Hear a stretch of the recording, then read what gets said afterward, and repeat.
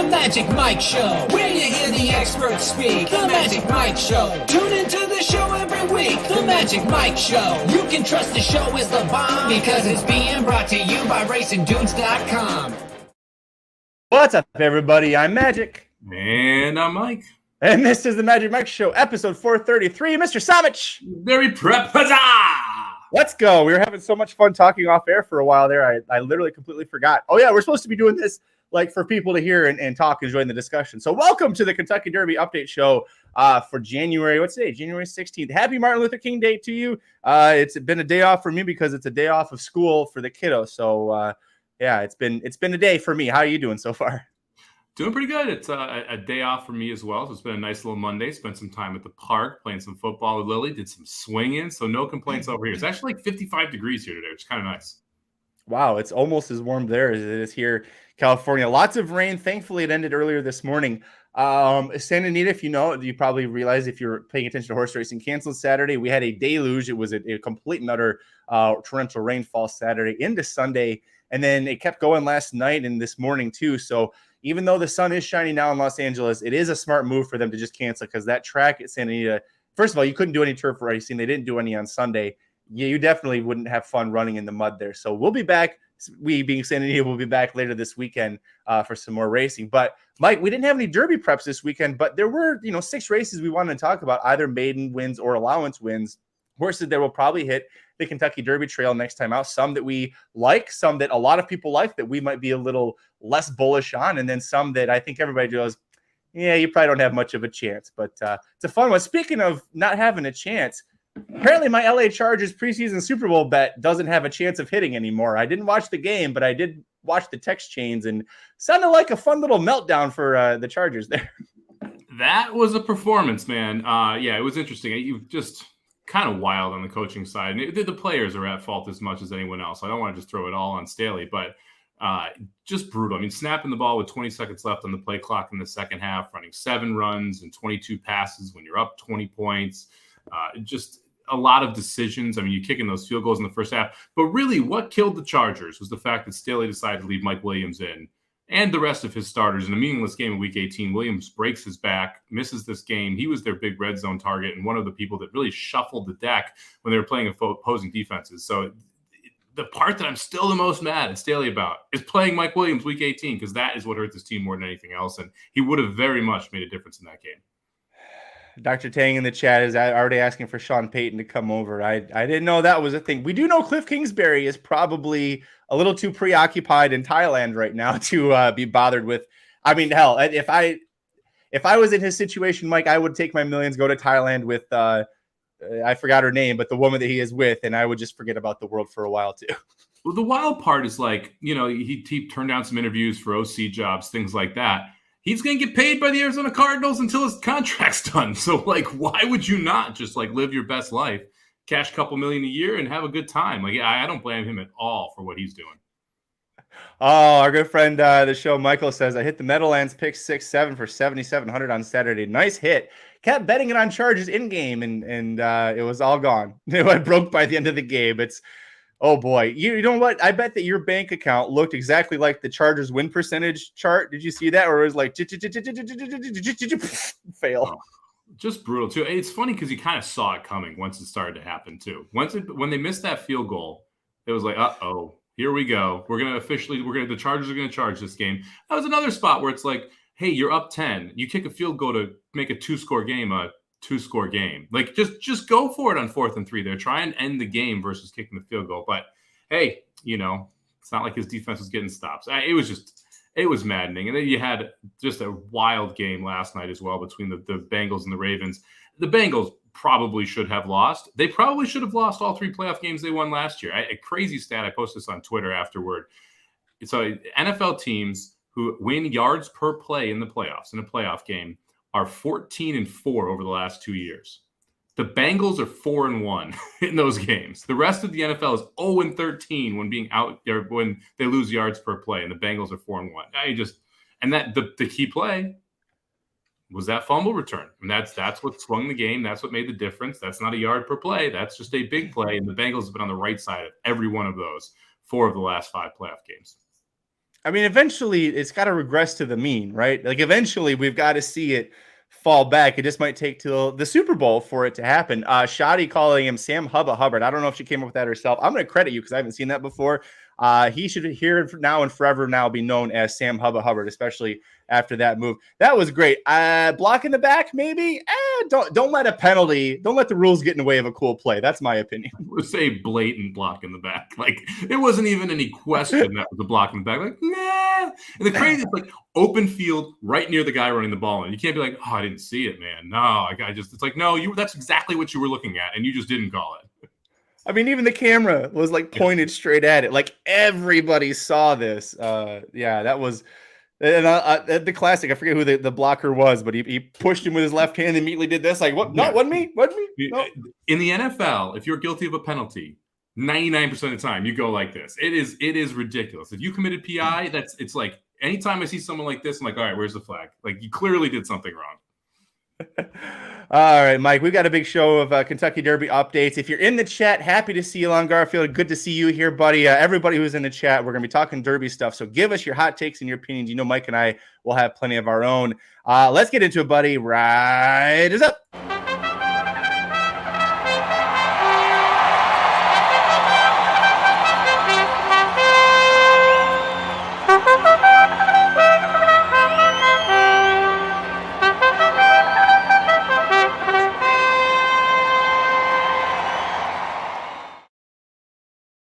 All right, Mike, where are we going to here? Oh, you're still pulling them up. There we go. Hejazi. We're going to talk about Hejazi winning on Sunday, the latest race to see. Hejazi here, the one horse. Did you hit play? It's frozen. Oh, boy. It's a classic Magic Mike show. Lots of tech issues here. Who knows what's happening here? Here we go. Hejazi, the one horse, breaks the maiden in his fourth start, first of 2023 at 1-2. A big number again for this horse, but Mike, what did you think about him here? Hijazi's tough. I mean, obviously with a $3.5 million price tag, that it jumps out at you. It's the first thing people look at. They're like, okay, like this horse is supposed to be a super horse just because of the price tag. And so a lot of times you don't really give the horse the chance to progress and kind of move forward. First effort was okay. The second effort just misses to Speedboat Beach, who breaks the track record, comes back, goes a mile and a 16th. This was by far the best race we've seen Hijazi run. And I realize it's not his best buyer, but this was by far the best race that we've seen him run. He never gets hit, only gets asked a couple times here. We're talking racehorse time, sub 22, 44.2, 108, 114. So running 12s the whole way after going those really fast early fractions. Can he sustain this at a mile and a quarter is the big question, right? As we stretch out, is that going to be a thing? And I also want to note, it's the first time he's ever gotten the lead, which, you know, it may not seem like a big deal, but maybe he's just better in front. We've seen that a lot with Bob Baffert horses, where when they're in front, they're much better than when they're trying to come from off the pace. And he's never been in the lead before. So to me, this was a very encouraging effort from Hijazi. Am I like running to the window with two fists to bet him in Derby? No, I'm not. But this was a step in the right direction. Boy, I'm going to agree with Shadi. She said it first here, but I'm going to agree with you. I think that he is going to be proven ultimately best as a miler, a one-turn horse here. He, first of all, his two best races in terms of how he ran in his finish, we're going 5.5 at Del Mar. He lost to Classical Cat on debut when he was a 2-5 favorite. Classical Cat is a moderate turf horse in California, and that might be too much praise for him, right? I mean, he's with Phil D'Amato, so that's what works for him. Yeah, he chased Speedboat Beach all the way around and behind a track record, but then when he stretches out to the American Pharoah, it's not that Cave Rock beats his ass, which he did. National Treasure also kind of beat his ass. National Treasure came back in the Shaman, was third behind Newgate and Reincarnate. Not a good performance for National Treasure. Hejazi breaks the maiden in the fourth start. If you look at the breeding, he's by Bernardini, who's a fantastic broodmare sire. As a sire himself, hasn't been as strong as, let's say, his racing career was. And he's out of a Medaglia d'Oro mare, and you look at that and go, well, that should be plenty of distance. First of all, the dam was never good beyond one turn. She was, best at about probably a one-turn mile, which, again, thinking this is probably Hijazi's best race.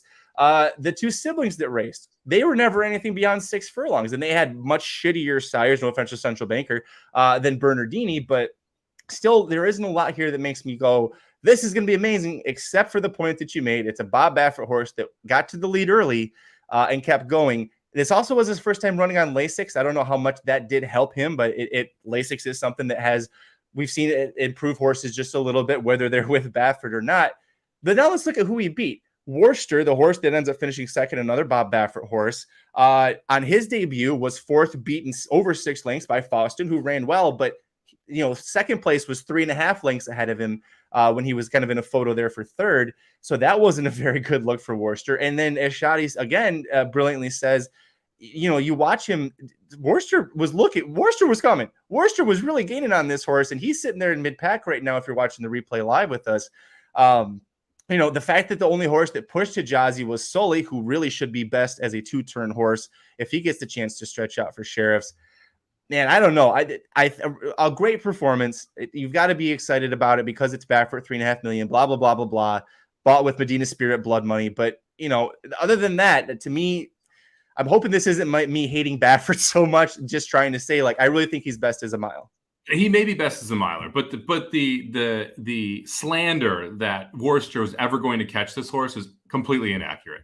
Worcester was definitely closing, but I paused this here for a reason. Watch Velasquez in this stretch. Watch Mike Smith in this stretch.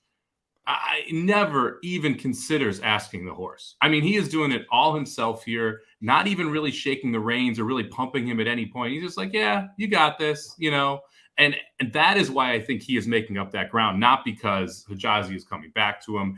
There's a lot left in the tank when they cross that line. So I hear what what you're saying. I hear what everyone's saying. And I would tend to agree with you that I think a mile and a 16th is really going to be pushing it. Going a mile and a quarter could be tough.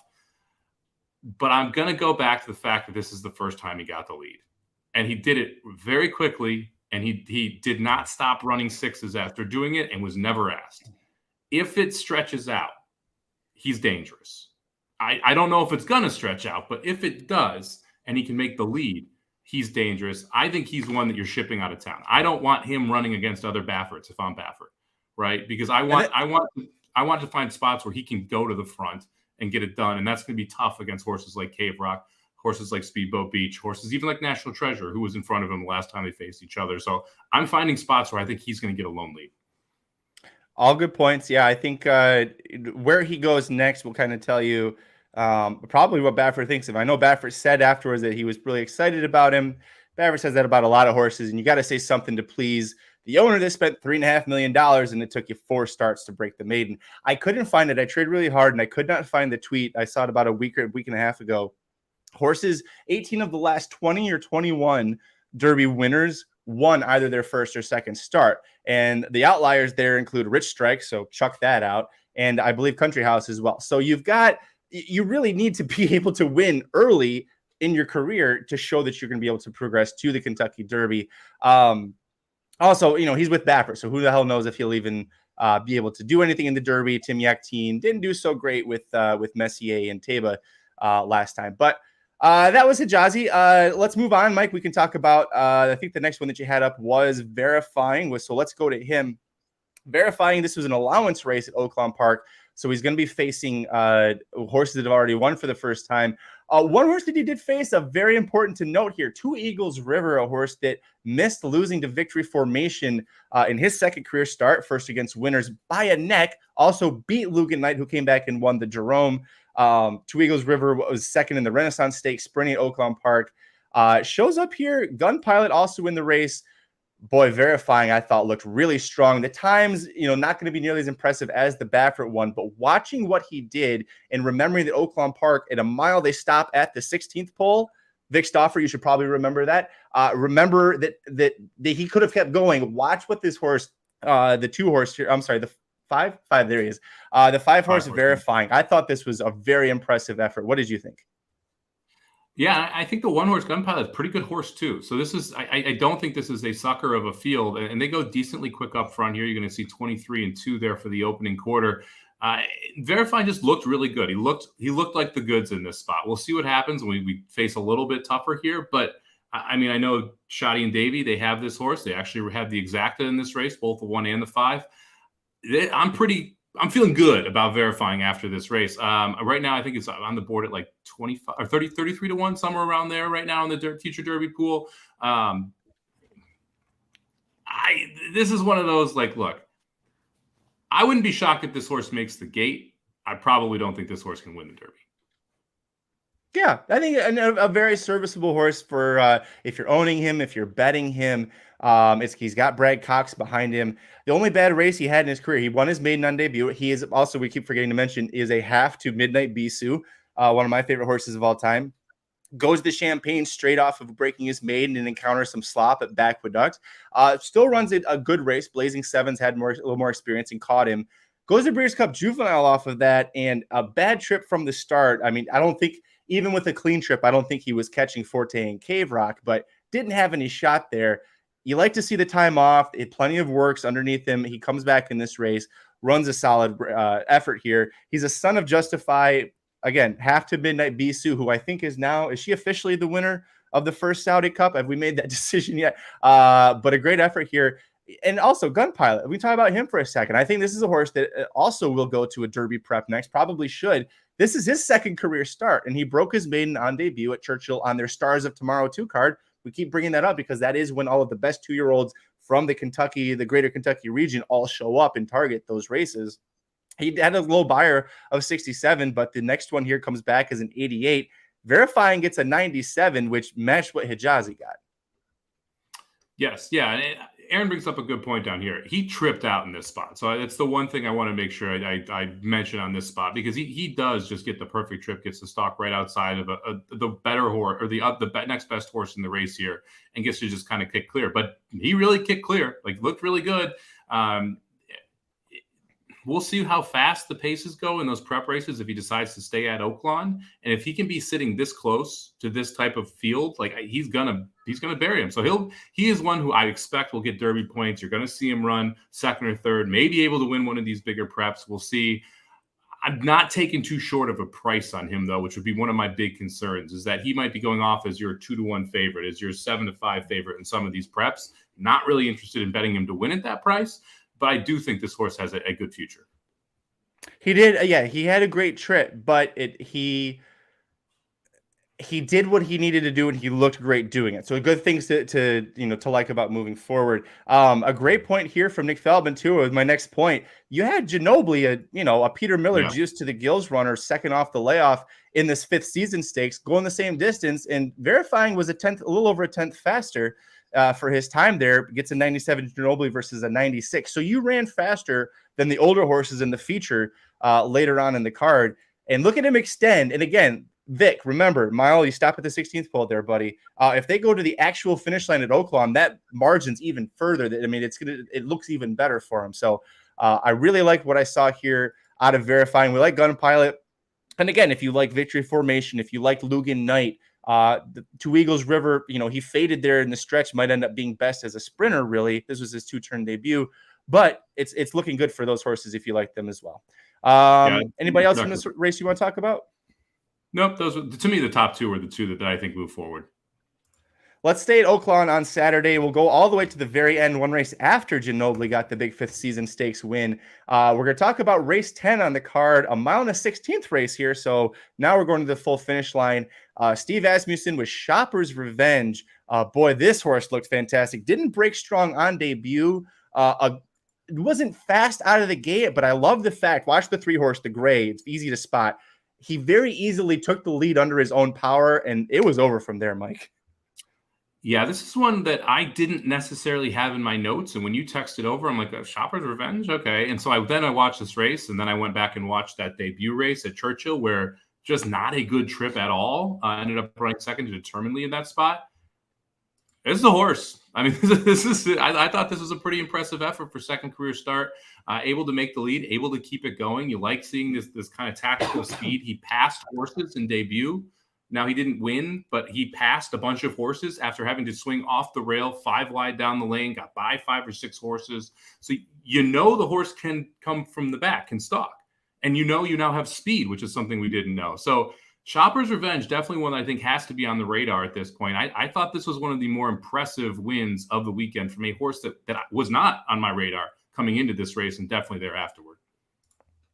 Aaron making a great point here. Solid pedigree on top of everything great that you said. Chris Mail, 4 legs, mane, a snout, definitely a horse. I agree too.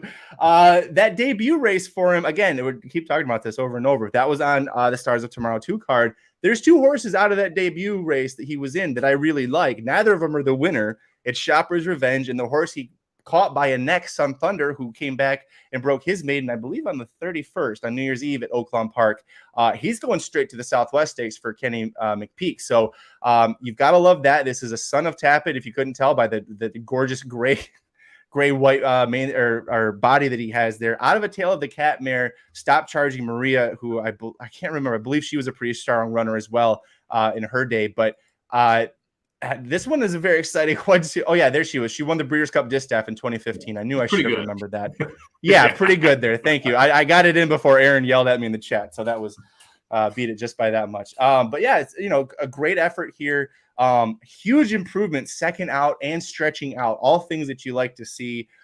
Really, for me, the biggest point that I loved was bring it back to the start. The fact that he took himself to the lead under his own power. Santana wasn't beating him trying to get there. He did it under his own power and just looked professional every step of the way.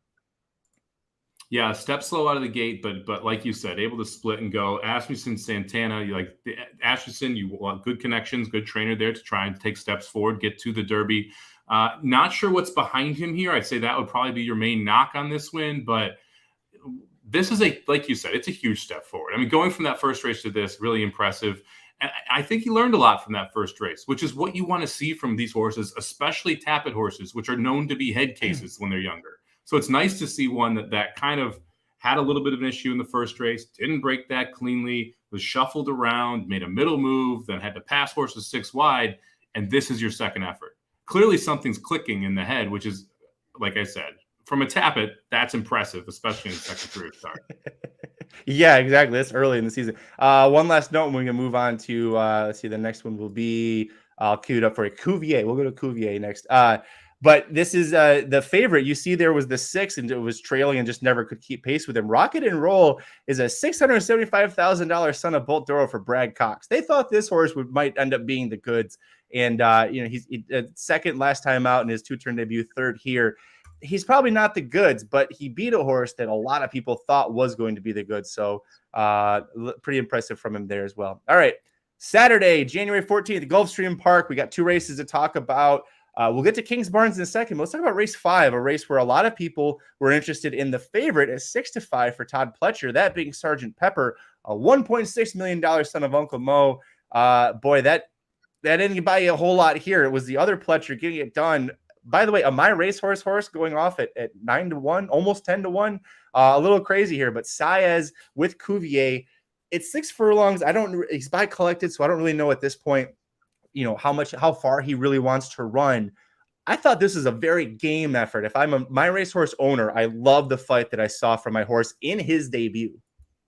Yeah, this is funny. I texted you about this specific race. I think it was Saturday morning and said, hey, we should watch this race. You may see some Derby horses come out of it. I actually was interested in the 7, Armstrong, the 11, Practico as well, although Practico I think is going to be a sprinter. And I actually think maybe a decent sprinter. When all things are said and done, you see him press at the outside here. Sergeant Pepper took all the money. That's why you got these prices on all these other horses. And then Al Alassi took quite a bit as well, which I was shocked by. 6-1 on the morning line, goes off at 9-5 here, with what I thought was 4 pretty good first-time starters that are all around him here chasing. The most impressive part is the taking the pressure, and the 10 looks like he's going to win by 5 lengths at this point, right? The horse 4 wide who's sweeping up, and the 6 just kind of keeps it going here. You get 9-1 on great price. But here's the problem. 22-4, basically 23 seconds, 47, basically a minute. I mean, this you talk about racehorse time. This isn't racehorse time for horses that are going to go 6 furlongs and then stride forward into the Derby or anything like that. So to me, I mean, what? 113-2, like, But to be fair, this is going to be the same knock I'm going to talk about at Kingsbarns. So maybe the Gulfstream Park's track's just a little slower right now. You're not seeing the great performances from the 3-year-olds, but yeah, I mean, maybe you win a sprint stakes with this horse, but I don't think this one's one that's going to be a player on the Derby Trail. I don't think it goes off to 9-1 if it's going to out of the Pletcher barn, if it's going to be a player on the Derby Trail either.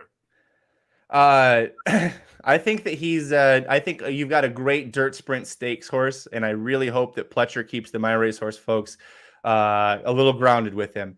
Again, I love the fight that he showed because you had Sergeant Pepper on him, you had Practico sitting right. I mean, he was buried inside 3 wide, 4 wide at the top of the turn, and it's just kept fighting and kept fighting. If you listen to the call, go watch the replay on your own. We're not going to do the sound here so that you can actually hear us, but Pete Aiello thought Al Atlazzi, the runner-up, was winning. Like, I think from the 3/8 pole, he was basically, you'd hear in his voice, he thought Al Atlazzi was just going to fly right by because Cuvier had gotten stuck in that early duel and just couldn't get past him there. Boy, Sergeant Pepper, 6-5. That didn't work out well. We'll see what they do with him next. But, probably a good dirt stakes horse later on in life. Maybe, you want to aim for the Pat Day Mile, the Woody Stevens. Maybe those are realistic things for you to aim for. Later on in the card, though, race 8, which was part of the late pick 5 that we covered on the Magic Mike show. That one we had Kingsbarns. That was another Todd Pletcher runner. Debuting for the Pletcher barn, had been working very well with a lot of other good Pletcher horses, including Shesterkin, who we saw earlier this meet get a nice debut win or a nice maiden win for Pletcher at Gulfstream Park. Is Son of Uncle Mo out of a Tappet mare, $800,000 purchase. He's the 2 horse there with the Spendthrift colors on. What did you think about Kingsbarns? Okay, this one's tough because there's trouble all over the place, right? I mean, you saw it on the break there, got pinched back a little bit. You're going to see a ton of trouble, and not really trouble, just has to wait to be able to make a move around the far turn more than anything else.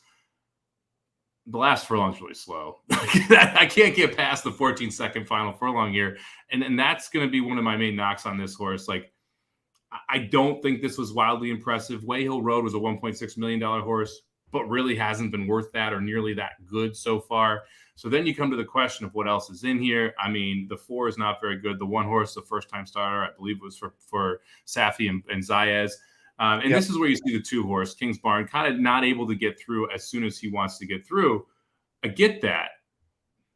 But that doesn't affect the time in the final furlong, right? So that's still what I go back to when I watch this race, is that they're not racehorse times here. This isn't like what we saw from Hejazi going 108, right? Like this is a lot slower than some of those, and this is a lot slower than even like Shopper's Revenge that we saw. Like that horse was more impressive in my mind, and I like the professionalism. I thought Kingsbarn did a great job in that perspective, especially in a first start, to face all of this traffic.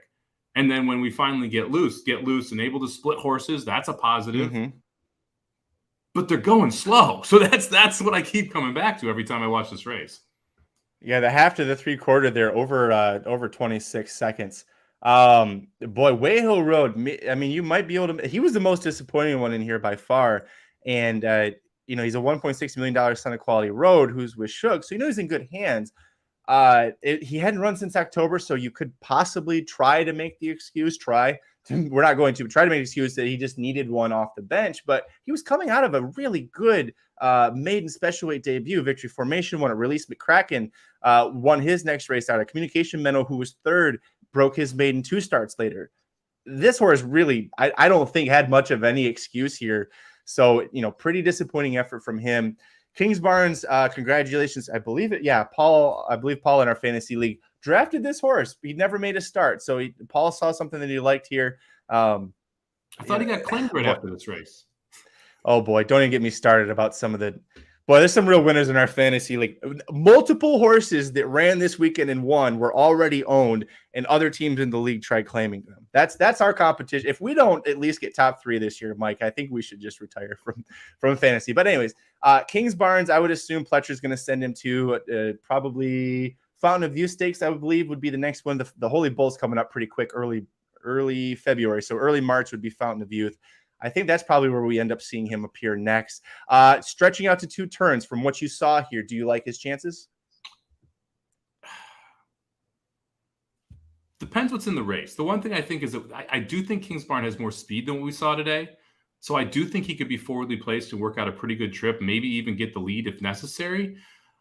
But this last 2 furlongs is still brutal to me. And I realize, again, it had trouble, but here he's loose.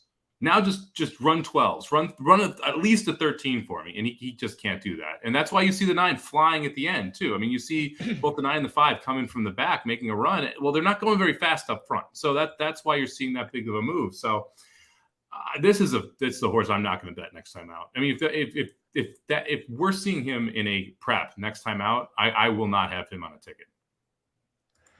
All right, Mike, one last race to talk about. Saturday at Aqueduct, race 5. Definitely the probably least exciting of these, but it was a maiden special weight winner. You would think, knowing the connections, that they'll probably try and send him to a Derby prep. Clubhouse gets the job done. It only took him 6 starts. I apologize. 6 starts to get the job done.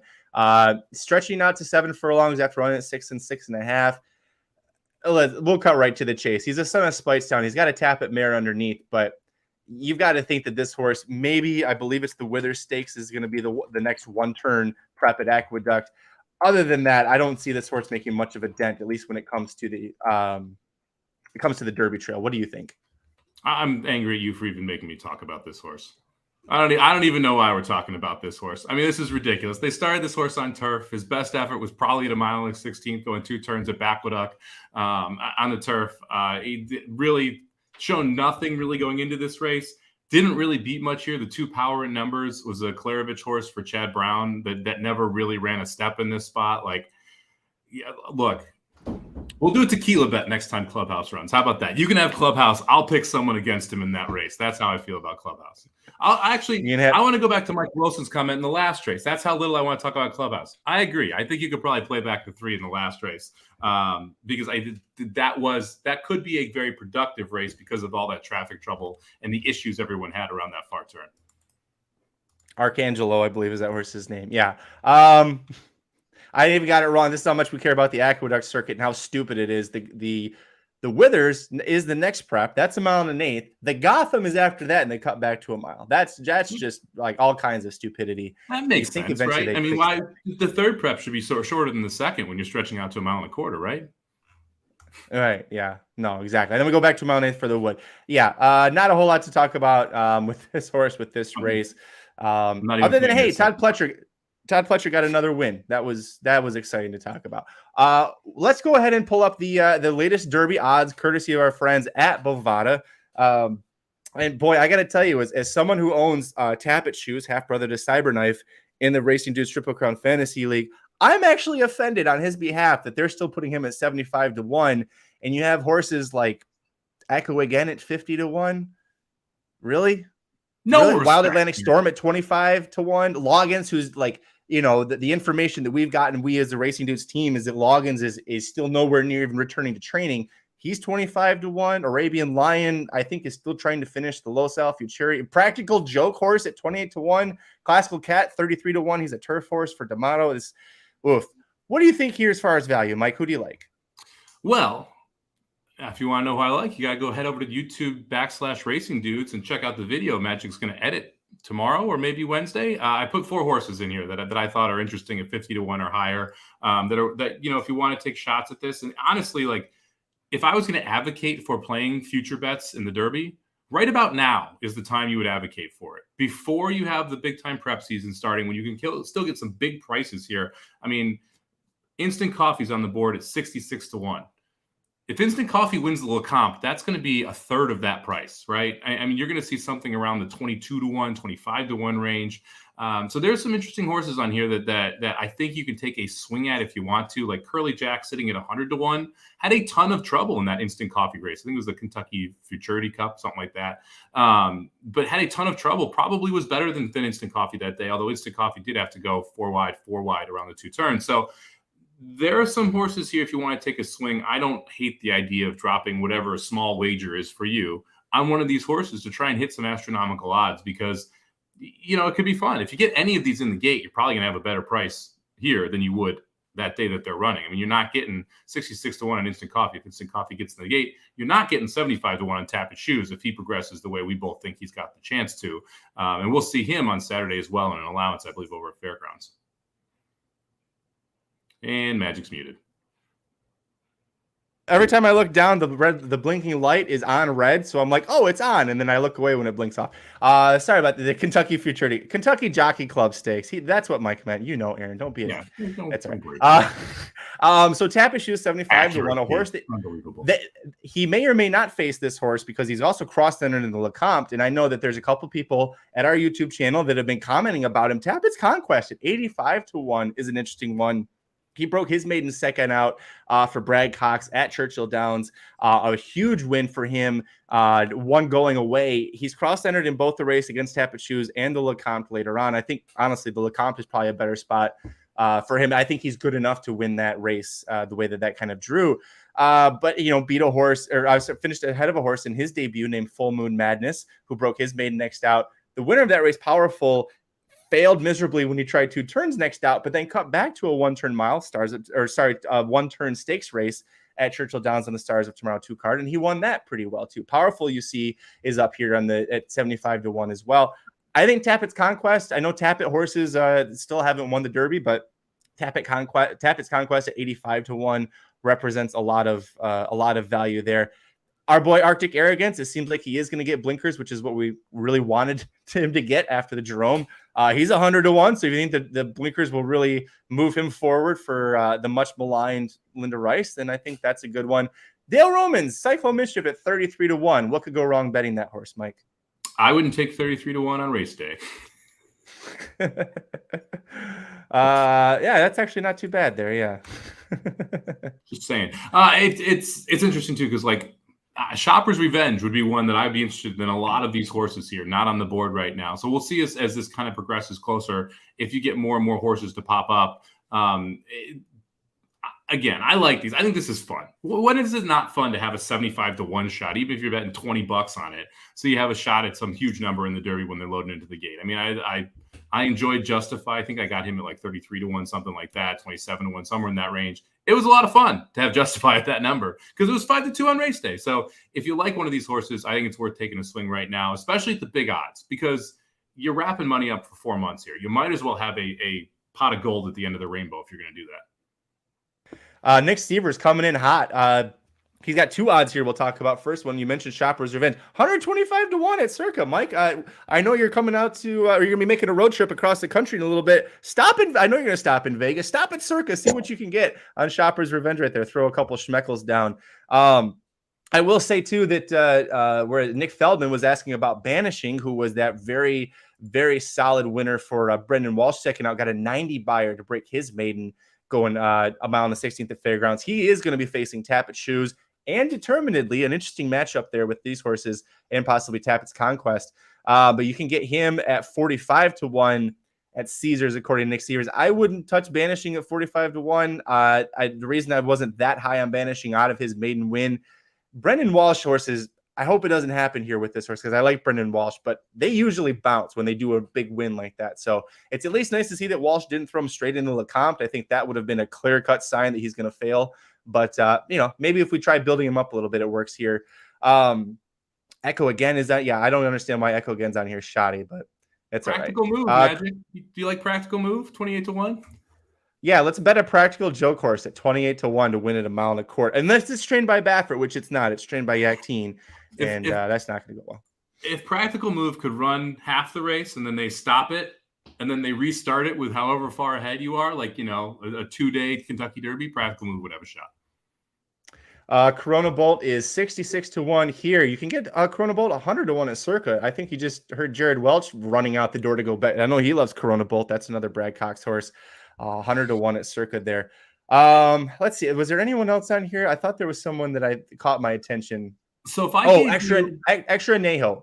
Neho at 28 to 1, knowing he's back in training now, that's the horse John White predicted could win the Triple Crown this year before the injury issue happened with him. 28 to 1. If he gets in the gate, you're not getting close to 28 to 1. So there is, I know it's a short odds here, but there is value there, I think. If I gave you Baffert and Cox versus every other trainer, assuming that any horse that goes from Baffert to another trainer is a Baffert, right? So horses currently today under Baffert care or Cox care versus every other trainer to win the Derby to even money, which one are you taking? Oh, I'm taking the Baffert and Cox because Cave Rock is winning the Kentucky Derby. There's no question about that. If we didn't have Cave Rock, who would you take? I think it's pretty close. I mean, The ass man makes it. The ass man is the big asterisk for me. No pun intended there. Well, Extra Neo sitting there. Forte, the best horse we've seen so far is Forte, right? I like, as much as I'd like to do it, like Forte still is the horse to beat right now, not one of those two trainers. But the depth of talent you get with those two trainers is overwhelming. I mean, you're talking like 7-8 horses in each barn that could take that step forward if you're getting Baffert and Cox versus, you're probably going to get 1 or 2 from the Pletcher barn that seem like they're going to go forward. Asmussen obviously has a good barn this year as well.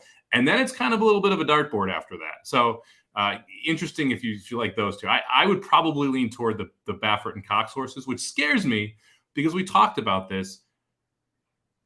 Pretty much every horse that left Baffert got worse across the entire time. We're talking every horse, not just Messier and not just Teba.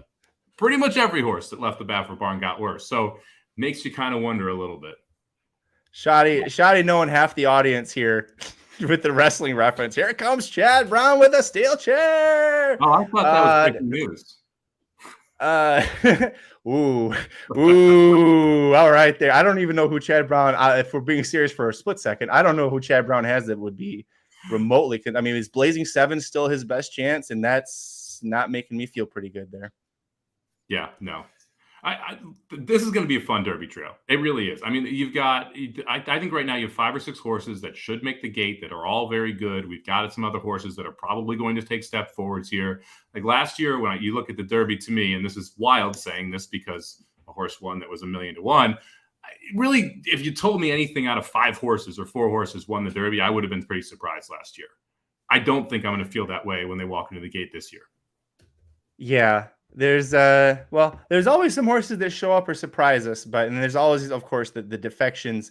If Practical Move makes it into the Derby gate, and there's they bring over the European and Japanese horses that want to screw up the pace, we're looking at another rich strike here. So no offense if you like Practical Move, this isn't a shot against Davy and Shoddy. Keep that horse the hell out of the Derby. Keep any of those horses out. They screw up everything, and Epicenter was robbed. I'm still standing by that. By the way, Mike, if you got an extra $4,000, our boy Tiz the Magician, $4,000 stud fee at Milky Way Farms, a very interesting name for a stud farm. You can get him for $4,000 there if you got the right mare. Send her to the Milky Way. I was gonna say you better have a mare too. Don't walk in there with $4,000 in yourself. That's not gonna end well. Yeah, Here's a bottle. Yeah, right. Go to work. Look, Tiz the Magician could be an interesting horse to breed to. Can run all day. Like if I'm going to breed Tiz the Magician, I'm breeding Tiz the Magician to a mare who had speed and likes to go long.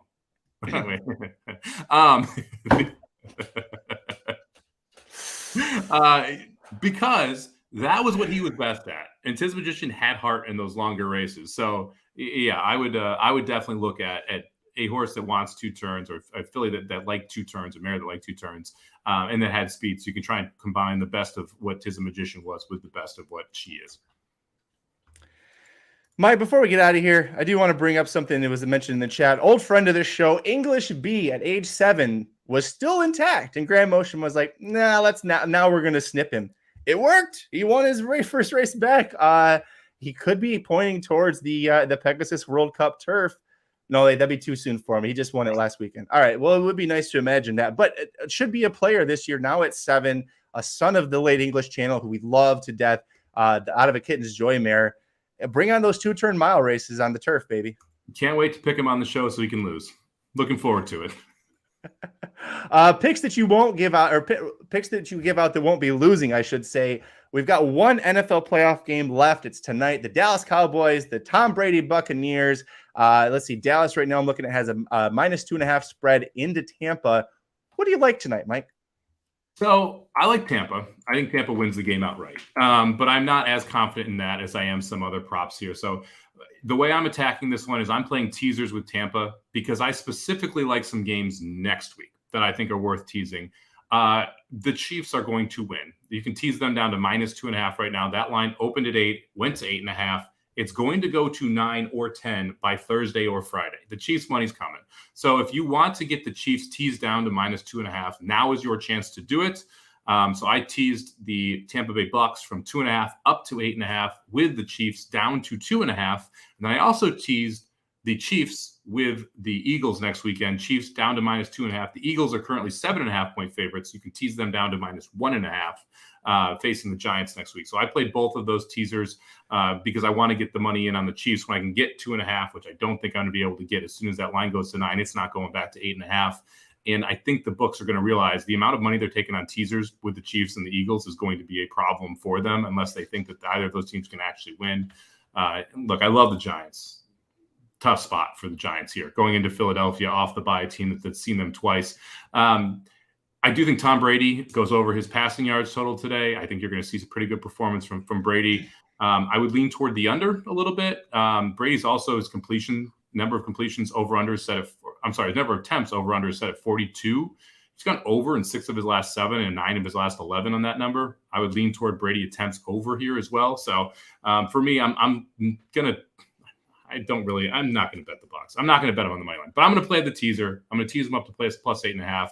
I'm going to play some Brady props because I do think they're going to be throwing the ball quite a bit against Dallas.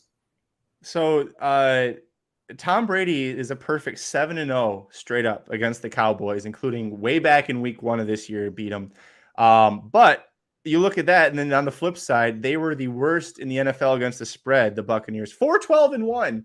So it's kind of you got two ends of the spectrum here. Where's the middle lie? I'm going to go with Tampa. You're getting plus 130 right now on the money line at some books. That's where I would go for this game. But I also thought the Chargers were going to win big. If it was just like with Practical Move and the Derby, if it was just a first half thing, boy, that thing looked so good and money in the bank there.